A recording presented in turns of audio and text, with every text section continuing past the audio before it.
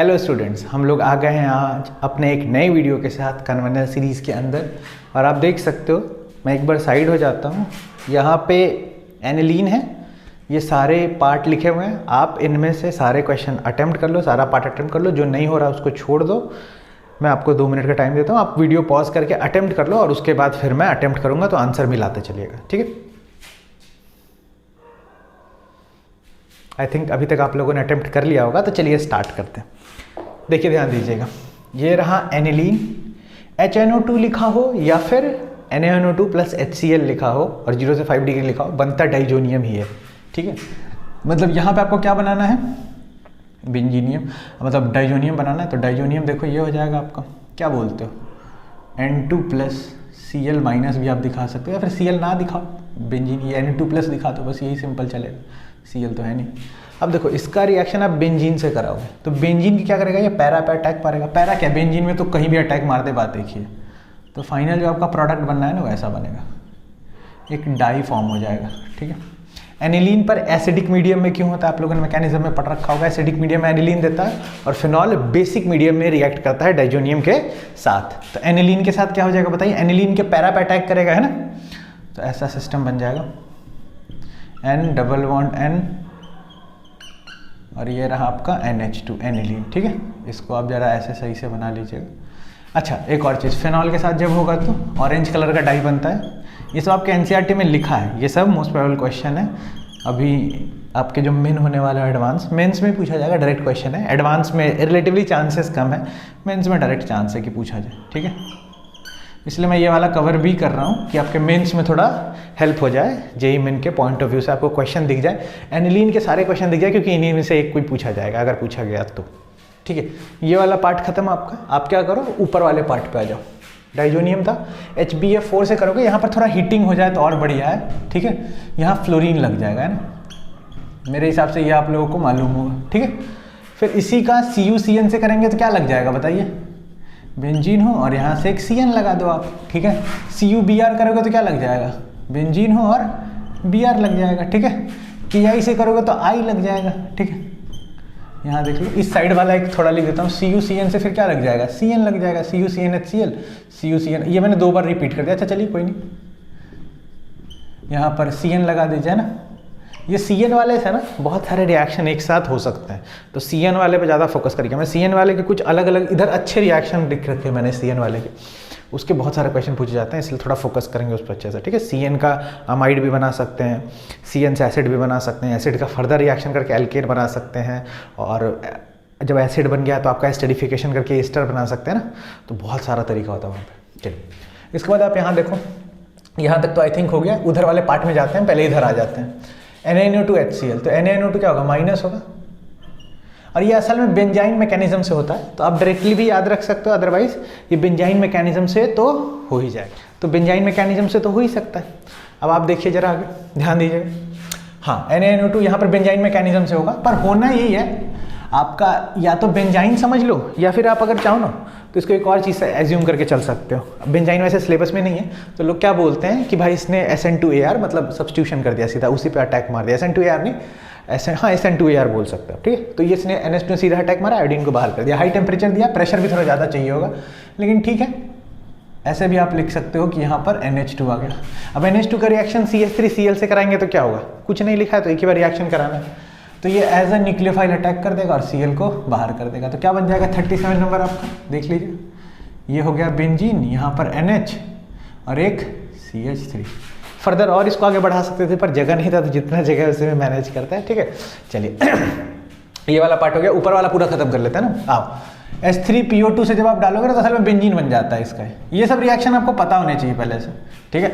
Benzene का जो मैं इस लाइन में लिख रहा हूँ ना रिएक्शन, ये सारे आप समझ लो कि नेम्ड रिएक्शन टाइप ही है। ये सब आपको जनरली पता ही होता है, हर जगह लिखा होता है रिएक्शन।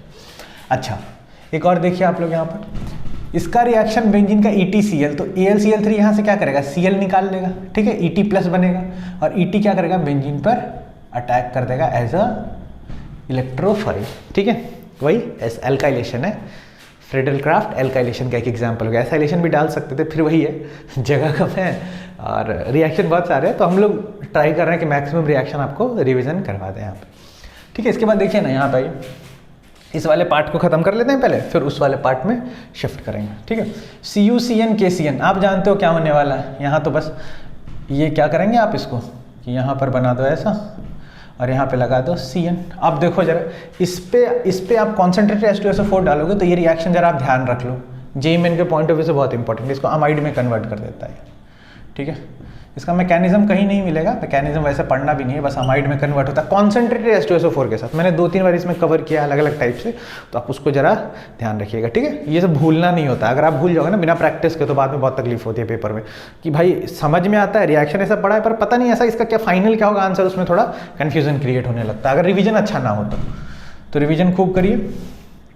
मान के चलो कि रोज का आपको 20 पेज 50 पेज रिवाइज करो ऑर्गेनिक, एक दिन में 50, क्योंकि अभी जरूरी भी है, अभी तो एग्जाम में पास है ना, तो आप 50 कर सकते हो।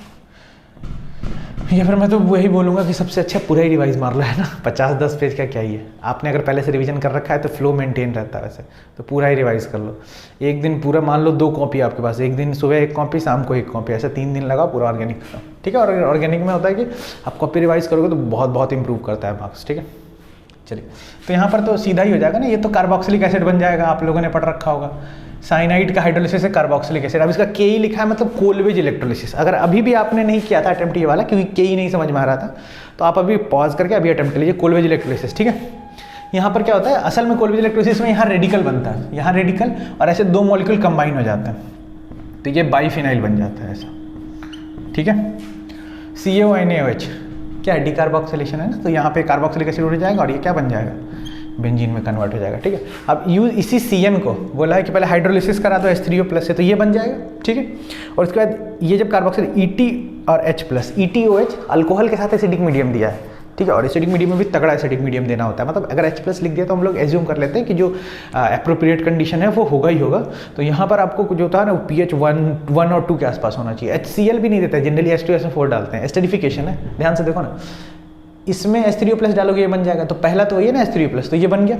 अब इसमें एस्टरिफिकेशन करा रहे हैं, तो ETOH, इसके 2 केसेस होते हैं ना, हम लोगों ने पढ़ रखा है, मैकेनिज्म आपने पढ़ा होगा। तो एस्टरिफिकेशन के 2 मैकेनिज्म होते हैं, बस उनमें से एक मैकेनिज्म यहाँ लगा दीजिए, इनमें से कोई भी मैकेनिज्म लगाओ, आंसर तो वही आना है। तो फाइनली क्या आ जाएगा यहाँ पे आंसर 16 में, आप इसको ऐसे लिख दीजिएगा कि भाई ये रहा COOET, ठीक है। चलिए अच्छा, यहाँ तक मेरे हिसाब से आ गया समझ में आपको। अच्छा एक क्वेश्चन बच गया यार, ये वाला थोड़ा सा बड़ा क्वेश्चन है, जगह कम है तो मैं ऐसे ही बना देता हूँ। देखो ये वाला जो है ना, ये जो डाइजोनियम है, ये यहाँ से अटैक मारेगा इसके पैरा पे, तो आंसर क्या बनेगा देखिए, आंसर ये हो जाएगा N डबल बॉन्ड N एक मिथाइल, ये इसका आंसर ये, ठीक है। चलिए अब देखो ये आपके पास क्या है, फिर से अमाइन है, Br2H2O करोगे, और अमाइन क्या होता है, बहुत ज़्यादा इलेक्ट्रॉन दे रहा होता है ग्रुप के अंदर, है ना। NH2 हाईली एक्टिवेटिंग ग्रुप है ना, रिंग में खूब इलेक्ट्रॉन देता है थ्रू +M, ठीक है, OH से भी ज़्यादा देता है। और Br2H2 करोगे तो रिंग क्योंकि ज़्यादा एक्टिवेटेड है, Br2H2O क्या होगा, ऑर्थो पैरा पोजीशन हर जगह पे अटैक कर देगा, और फाइनल जो प्रोडक्ट होगा क्या बन जाएगा, ये वाला आ जाएगा। और ये रिएक्शन इंपॉर्टेंट है क्यों, क्योंकि NCERT में एज इट इज़ लिखा हुआ है, और आप जानते हो JEE में NCERT का कितना इंपॉर्टेंस है ना। अब NaNO2 HCl 0 से 5 डिग्री, ये एग्जैक्ट डाइजोनियम बनाने का तरीका है, ठीक है। वैसे जनरली HNO2 भी लिख के चला सकते हो आप काम, HNO2 लिख देगा तब भी वही करना होता है, लेकिन असलियत में क्या होता है, NaNO2 HCl मिलाओगे तो HNO2 ही बनता है, ठीक है। ये असल में क्या है, NaNO2 क्यों लेते हैं, क्योंकि HNO2 डायरेक्ट लेने पे एक प्रॉब्लम होती है कि HNO2 इज थर्मली अनस्टेबल, वो ब्रेक हो जाता है।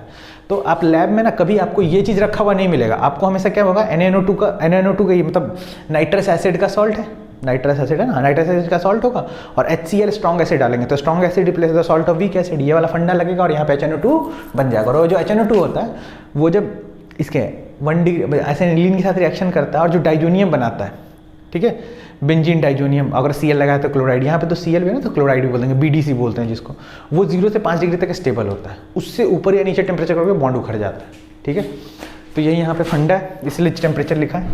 और नहीं भी लिखा होता है ना टेम्परेचर, तो हम लोग मान लेते हैं कि टेम्परेचर इतना ही रहा होगा, है ना, तो वैसे जनरली लिख देते हैं, नहीं भी लिखा है तो कोई दिक्कत वाली बात नहीं है। तो यहाँ पे बताइए क्या बन जाएगा, देखो भाई यहाँ बन जाएगा N2+ और Cl-, BDC बन गया, और बाकी Br जहाँ लगा है ना वहाँ लगा ही रहेगा भाई Br, ये Br कहीं नहीं जाने वाला, अब देखो इसी मॉलिक्यूल में आप एक बात बताओ, इसका CuCN करा रहे हो तो CuCN में क्या होगा, Cn माइनस होगा, यह अटैक मारेगा और N2 प्लस और Cl माइनस को निकाल देगा। देखो फाइनली क्या बना, और इसी का रिएक्शन आपको बार बार पूछा जा रहा है। यहाँ आ जाएगा Cn, यहाँ आ जाएगा Br, यहाँ आ जाएगा Br और यहाँ आ जाएगा Br, है कि नहीं।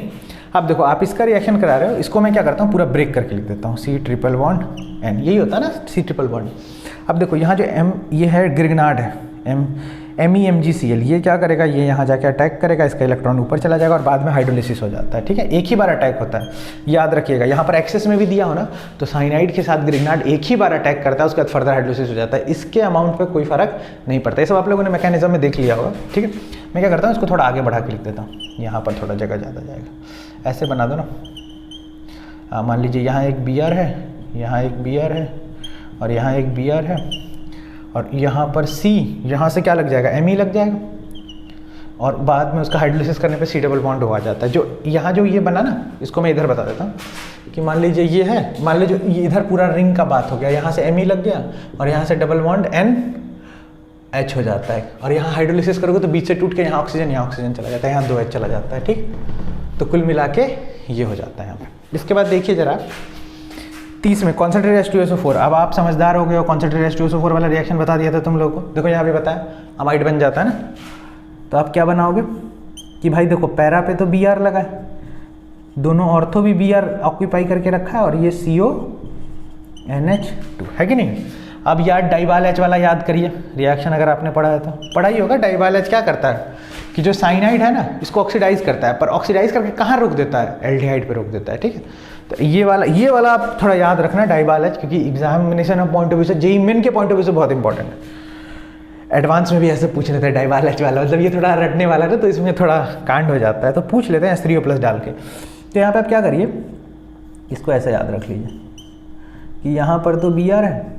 अब ये सब आप सोचोगे सर याद कैसे होगा, तो ये सब आपको याद प्रैक्टिस से ही होगा और कुछ कोई तरीका नहीं है इसमें, ऐसा कुछ ऐसा कोई जादू वाला मेथड नहीं है कि हम लोग ऐसे नॉर्मली ऐसे बिना पढ़े इसको याद रख लें। ठीक है, H3O+ डालोगे तो भाई आप समझदार हो, साइनाइड क्या बन जाएगा, कार्बोक्सिलिक एसिड। ठीक है ना, तो आपको पता ही होगा।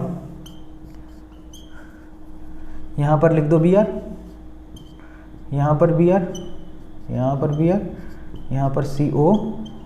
ठीक है, देख लीजिए जरा यहाँ तक, ये सारे आप पार्ट मिला लेना। मेरे हिसाब से इसमें इधर तो डाउट नहीं होना चाहिए।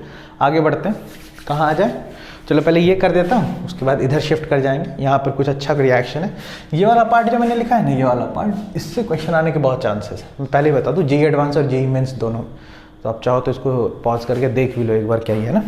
चलिए वैसे मैं बता देता हूँ, ये वाला क्या हो जाएगा। यहाँ पर असल में 18 में क्या बना, कुछ नहीं, वही डाइजोनियम बना है ना। आप ध्यान से देखोगे तो यही तो है, जो ऊपर बना वही नीचे बना है ना। तो यहाँ पर तो आप बोल दोगे कि सर ये बना है N2+ है ना, और नीचे आ जाओ, इसके रिएक्शन के नीचे चले जाते हैं। तो N2+ क्या करेगा पता होगा, इसका ये जो कंपाउंड है इसका बीटा, ये वाला पोजीशन ज़्यादा एक्टिवेटेड होता है और इसमें पैरा वाला। अगर ये वाला पोजीशन, इसको अल्फा बीटा बोलते हैं, अल्फा पोजीशन पे अटैक हो जाता है अगर OH यहाँ है, और अगर OH इस पोजीशन पे आया तो इसके पैरे पे जाता है, अटैक होता है। ठीक है, ये आपने पढ़ा होगा इलेक्ट्रोफिलिक, ऐसे पढ़ा होगा, इलेक्ट्रोफिलिक एरोमेटिक सब्स्टिट्यूशन पढ़ा होगा। उसके अंदर हम लोग पढ़ते हैं कि कौन से पोजीशन पर ये अटैक ज़्यादा प्रेफरेबल होगा इलेक्ट्रोफाइल का। ये असल में इलेक्ट्रोफाइल ही है, तो कौन सा पोजीशन होगा, अगर OH लगा है इस पोजीशन पे, इसको बीटा नेप्थोल बोलते हैं, अल्फा बीटा नेप्थोल, और ये अल्फा नेप्थोल है। अगर बीटा नेप्थोल हो तो यहाँ पे अटैक होता है अल्फा पोजीशन पे, और अगर अल्फा नेप्थोल हो तो पैरा पे अटैक होता है सीधा। ठीक है, ये आप इंटरमीडिएट से समझ सकते हो। जब ये अटैक करेगा ना तो एक नॉन एरोमेटिक नहीं, मतलब जिस रिंग पे अटैक होगा उसका वो नॉन एरोमेटिक हो जाएगा, बगल वाला तो एरोमेटिक रहेगा ही रहेगा। तो उससे फिर डिसाइड होता है कि कितने रेजोनेटिंग स्ट्रक्चर बन रहे हैं, उनमें से कौन सा ज़्यादा स्टेबल है। तो जब यहाँ अटैक कराओगे ना तो इसके बनेंगे 2 एरोमेटिक वाले बन जाते हैं। ठीक है, तो इस रीज़न से वहाँ पे केस बनता है। वो तो आप लोगों ने डिस्कस, हम लोगों ने किया ही होगा मैकेनिज्म वाले पार्ट में, या फिर आपने जहाँ भी पढ़ा हो वहाँ पर आपने कवर किया होगा इसको। तो मैं यहाँ पर मैकेनिज्म तो नहीं बता सकता क्योंकि इतना स्पेस भी नहीं है। अगर आपको डाउट हो तो आप बता देना वीडियो के कमेंट में, मैं उस पर भी एक वीडियो बना दूंगा। अगर उसमें तकलीफ़ हो तो, नहीं हो तब तो कोई प्रॉब्लम नहीं है ना। यहाँ पर OH, इसका आंसर ये, ठीक है। इसका आंसर हो जाएगा 34 का, और थोड़ा नीचे ले लेते, जगह ज़्यादा जा रहा है। पहले तो इसको ऐसे बना ले,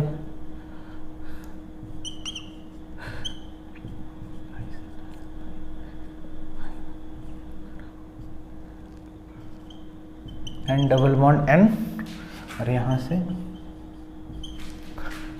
ठीक है, ये वाला आप देख लीजिए। चलिए इधर आइए, यहाँ पे क्या होगा बेटा, देखो पानी डाल रहे हो आप किसके पास, डाइजोनियम के ऊपर, हीट भी मार दिया यार, तो क्या ही है, पता ही आपको फिनॉल बनेगा, ये तो आपको पता होना चाहिए, है ना। ये तो हम लोग इधर भी बात कर चुके हैं, देखिए जरा सा फिनॉल बना है क्या, इधर पानी डाला नहीं, उस साइड नहीं था, यही पहली बार फिनॉल बना है, ठीक है ठीक है। हाँ, अब ये जो पूरा पार्ट है ना फिनॉल का हो गया आपका रिएक्शन, ठीक है। अब क्या करोगे, सबसे पहले देखो, आइए ना, सबसे पहले ऊपर चलते हैं, NaOH याद होगा, CCl4 NaOH का क्या करेगा, यहाँ से H निकाल लेगा, नेगेटिव यहाँ आएगा, यहाँ जो नेगेटिव बनेगा वो कार्बन पर अटैक करेगा, धीरे धीरे Cl बाहर निकलेगा, और जो ये आपका बनने वाला है ये कंपाउंड, यहाँ होता है OH, मैं वैसे लिख ऐसे रहा हूँ, और यहाँ पर COOH, ठीक है, ये कंपाउंड बन गया। इसका नाम क्या हो सकता है, ऑर्थो हाइड्रोक्सी और बेंजोइक एसिड, ठीक है। और कॉमन नेम तो जो भी हो जाए, थैलिक एसिड, ये सब जो भी हो जाए, थैलिक तो नहीं होता इसका नाम, जो भी इसका कॉमन नेम हो जाए वो तो हो ही जाए, ठीक है। कॉमन नेम एक बार इसका देख लीजिएगा, अच्छा कंपाउंड है। वैसे मैंने कॉमन नेम ना नोमेनक्लेचर वाली वीडियो में कवर कर दिया होगा सबका, चलिए वहाँ से एक बार चेक कर लीजिएगा। और ये जो कंपाउंड है इसका रिएक्शन इससे करा रहे हैं, तो ये वाला जो पार्ट है ना, असल में ये ज़्यादा न्यूक्लियोफिलिक होता है, तो ये ऑक्सीजन यहाँ जाके अटैक मारेगा, ये ऊपर जाएगा, नीचे आएगा, ये बाहर निकल जाता है, ठीक है। और बाकी पिरिडीन जो है इसके साथ अपना कंबाइन हो जाता है, सॉल्वेंट की तरह काम कर रहा था यहाँ पे।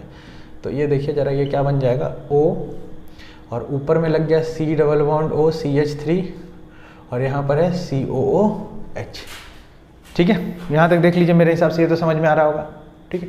इसको क्या बोलते हैं, इसका नाम क्या है, एस्पिरिन, एस्पिरिन इसी का नाम है, ठीक है। एक बार इसको देख लीजिएगा। इसके बाद यहाँ पे आ जाओ, MeOH+। अब देखिए ये वाला जो कंपाउंड है ना आपका, ये वाला कंपाउंड क्या बनेगा, MEOH है और H+ है, तो ये जो कार्बोक्सिलिक एसिड वाला पार्ट है ना, इसके साथ एस्टेरिफिकेशन रिएक्शन होगा, ठीक है। और इससे जो बनेगा वो है ऑयल ऑफ विंटर ग्रीन, ठीक है। और ये जो आपका ऑयल ऑफ विंटर ग्रीन है ना भाई, ये असल में आयोडेक्स देखा होगा ना आपने, ये आयोडेक्स ही है, ऑयल ऑफ विंटर ग्रीन बोलते हैं, नाम याद रखिएगा, पूछते हैं एग्जाम में, एस्पिरिन किससे बना, ऑयल ऑफ विंटर ग्रीन किससे बना, ये बड़ा फेमस क्वेश्चन है, तो इसको लिख लीजिएगा, ऑयल ऑफ विंटर ग्रीन। असल में ग्रीन कलर का भी होता है, ठीक है, इसलिए भी ग्रीन बोलते हैं नाम के साथ। अच्छा, यहाँ आइए जरा सा, अब देखो Br2H2O, Br2H2O करोगे तो क्या होगा, ऑर्थो पैरा हर जगह पे लग जाएगा। और यहाँ पे एक कॉन्सेप्ट भी मैं कवर कर रहा हूँ कि जब जैसे ये बेंजीन के साथ OH लगा ना, तो आप इसको फिनॉल की तरह मान सकते हो। वैसे फिनॉल नाम में नहीं आएगा, बेंजोइक एसिड आएगा, लेकिन फिनॉल आप मान सकते हो।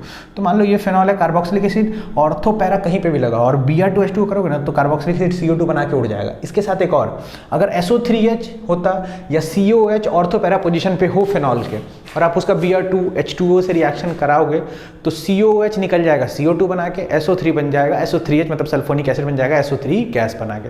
तो ये बहुत इंपॉर्टेंट है, ये जरा याद रखिएगा, ये बार बार पूछा जाता है। तो ये क्या बन जाएगा आपका, फाइनली बन जाएगा OH, यहाँ पर एक Br, यहाँ पर दूसरा Br, और यहाँ पे भाई तीसरा Br। मेरे हिसाब से बात समझ में आ रही होगी, ठीक है। आइए रिएक्शन कर देता हूँ। फिनॉल है, अब फिनॉल है तो आप समझ ही पा रहे हो, ये सीधा यहाँ अटैक मारेगा, बाकी बाहर, है ना। तो ये कंपाउंड फॉर्म हो जाएगा OCOCH, ठीक है। KH है, तो असल में क्या होता है, K+H- होता है। H- क्या करता है, H- अच्छा बेस है, तो H- जो है यहाँ से H निकाल लेगा, तो H2 बना के बाहर उड़ गया। फिर जो O- बचा ना, वो क्या करेगा, MEI में से Me पे अटैक कर देगा, तो क्या बन जाएगा बताइए, एनिसोल बन जाएगा, सबसे छोटा एरोमेटिक कंपाउंड। इसको Me भी लिख सकते हो आप, ठीक है ना, Me लिखा है तो Me लिख देते हैं। इसका नाम है एनिसोल, ठीक है, स्मॉलेस्ट एरोमेटिक ईथर, ऐसे लिख दीजिए, ईथर एनिसोल, ठीक है। ये सब थोड़ा नाम पता हो तो बढ़िया रहता है, नाम वाम पता रहे तो अच्छा ही है। फिर यहाँ HI से रिएक्शन कराओगे तो ये किस मैकेनिज्म से जाएगा, तो भाई SN2 से जाएगा। सबसे पहले H यहाँ आके लग जाएगा और फिर I- अटैक मारेगा, तो प्रोडक्ट क्या बनेगा यहाँ पर बताइए, प्रोडक्ट बन जाएगा मेरे हिसाब से, एक तो फिनॉल फॉर्म हो जाएगा और साथ में MEI, ठीक है। देख लीजिए एक बार जरा, वैसे बहुत लेट हो गया है, 12 बज गया है एकदम शांति है आसपास। चलिए, हाँ, तो फिर क्या करोगे, Br2H2O करो ना, फिनॉल के साथ Br2H2, ठीक है ना। ये एक दो बार मैं लिखा चुका हूँ, मतलब करा चुका हूँ, तो इसलिए आपको याद हो जाना चाहिए। यहाँ पर OH, यहाँ पर आप देख लो Br, यहाँ पर देख लो Br, और यहाँ पर है Br, ठीक है। चलिए 40 में Br2H2 इन CH2। अब देखो H2O के साथ होगा ना, जब पोलर प्रोटिक मीडियम होगा ना, पोलर मीडियम होगा, तो जो Br2 है ना वो हर जगह लग जाता है, लेकिन CH2 क्या है, नॉन पोलर। क्यों CH2 नॉन पोलर? अरे भाई ये होता है ना CH2, ये देखिए ना, ये होता है ना CH2, तो इसका डाइपोल इधर, इसका इधर, नेट डाइपोल क्या होता है, जीरो हो जाता है। नेट डाइपोल जीरो मतलब नॉन पोलर, ठीक है। तो नॉन पोलर मीडियम जब होगा ना, तो Br2 जो होता है, पोलर मीडियम में क्या होता है, अट्रैक्शन अट्रैक्शन होता है, तो बॉन्ड का ब्रेकिंग जो होता है ना, आप ऐसा बोल सकते हो, डाइपोल डाइपोल से जो एनर्जी रिलीज हुई थोड़ी बहुत, वो बॉन्ड ब्रेकिंग में Br के यूज हो जाते हैं और Br प्लस जनरेट हो जाता है। लेकिन जब नॉन पोलर मीडियम रहेगा ना, तो वो नॉन पोलर मीडियम कुछ Br2 के साथ, Br2 को सपोर्ट नहीं करेगा बॉन्ड ब्रेक करने में, तो Br2 खुद से ही बॉन्ड ब्रेक करेगा, तो कम Br प्लस अवेलेबल होगा, कम Br प्लस अवेलेबल होगा, तो ऑर्थो पैरा पे नहीं लगेगा। दो प्रोडक्ट बनते हैं, एक ऑर्थो वाला, एक पैरा वाला। तो यहाँ पे आप इसका सीधा लिख सकते हो कि दो प्रोडक्ट तो बनेंगे, ठीक है। यहाँ पर OH, एक में Br यहाँ लग जाएगा ऑर्थो वाला, और दूसरा प्रोडक्ट जो होगा उसमें Br पैरा से लग जाएगा। तो एक बार इसको देख लीजिए, मैंने जो लिखा है, मैंने ऑलमोस्ट सारे क्वेश्चन सॉल्व कर दिए, और तो कोई कुछ बचा नहीं है ना, बच क्या हो, नहीं बचा तो नहीं है कुछ भी, ठीक है। तो मेरे हिसाब से मैं आपको बता दूं कि मुझे क्या लगता है कि क्या इंपॉर्टेंट है ज़्यादा एग्जामिनेशन के पॉइंट ऑफ व्यू से, है ना। इसमें इस वाले पार्ट में जो मैंने रिएक्शंस लिखे, सबसे पहला ये जो पार्ट लिखा है ना, ये तो आपको आना ही चाहिए, इसमें कोई वो नहीं है कि ये आपको आना है। ये वाला पार्ट जो है जेई एडवांस और जेई मेंस दोनों के पॉइंट ऑफ व्यू से बहुत इंपॉर्टेंट है, ठीक है। इसके बाद मेरी बात सुनिएगा, ये वाला पॉइंट, ये वाला part JEE Main JEE Advanced दोनों, ज़्यादातर जेई एडवांस में आएगा। ये असल में एक टेस्ट भी होता है, इसका कलर आता है कुछ, ठीक है, चेक करिएगा आप लोग कलर क्या आता है, ठीक है, लिखा है हर जगह, नोट्स में लिखा रखा है मैंने। अच्छा यहाँ पर आइए, ये वाला पार्ट जो है, ये वाला पार्ट जो है, ये एज सच उतना इम्पॉर्टेंट नहीं है, मतलब एडवांस के पॉइंट ऑफ व्यू से, लेकिन हाँ ये रिएक्शन जो एमी वाला कराया ना, ये ग्रिग्नार्ड वाला, ये जरा आपको पता होना चाहिए, और डाइबाल एच वाला थोड़ा पता होना चाहिए, ये आपको पता होना चाहिए, क्योंकि ये जेई एडवांस में भी आ सकता है और मेंस में भी आ सकता है। और अगर नीट के पॉइंट ऑफ व्यू से पूछोगे तो मैं बता दूं कौन कौन से टाइप के रिएक्शन आपके लिए बहुत ज़्यादा एकदम फेवरेबल होंगे। एक तो यहाँ से यहाँ तक वाले बहुत सारे, ऊपर वाले तो दोनों के लिए, और जो नीट में मैं बोलूँ तो इसका डायग्राम पूछ लेते हैं कि एस्पिरिन क्या है और ऑयल ऑफ विंटर ग्रीन क्या है, ठीक है। तो एक बार जरा से इसका फटाफट स्क्रीनशॉट ले लीजिए तो आप लोग, ठीक है, फटाफट। अच्छा सॉरी, मैंने यहाँ पे एक चीज़ गलत लिख दी, ठीक है। तो इसका फटाफट स्क्रीनशॉट ले लीजिए, और आई थिंक कि यहाँ तक मैंने ऑलमोस्ट अमाइन और कार्बोक्सिलिक बोल रहा हूँ, रादर कार्बोक्सिलिक के भी कुछ क्वेश्चन कवर किया, और एनिलीन का तो कर ही दिया है पूरा, और फिनॉल हुआ कवर। तो इस वीडियो में हम लोगों ने बहुत सारे पार्ट कवर किए। आप ध्यान से इसको रिवाइज करो और एग्जाम के लिए अच्छे से प्रिपेयर करो, और बेस्ट ऑफ लक।